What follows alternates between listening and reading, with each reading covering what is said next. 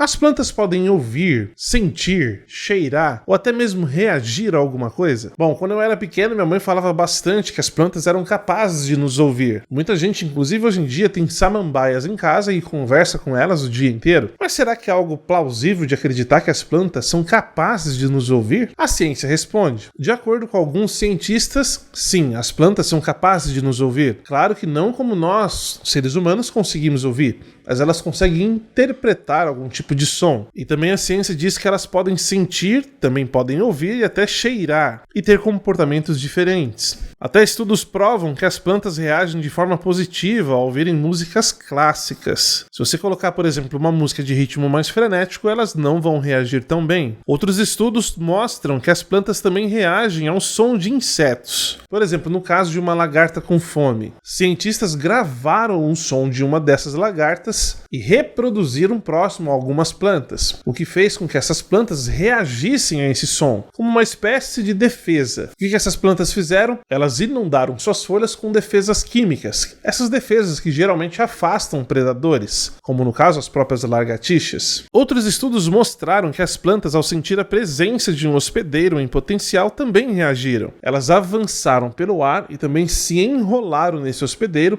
a fim de extrair deles os nutrientes que eles tinham. Olha que interessante. E é aquilo que eu costumo dizer aqui em todos os vídeos que eu falo sobre a questão da vida, da criação, da natureza. É algo fantástico, nos surpreende cada vez mais. Então saber que sim, as plantas reagem, que elas são capazes de sentir ou até mesmo escutar alguns sons, isso nos surpreende muito.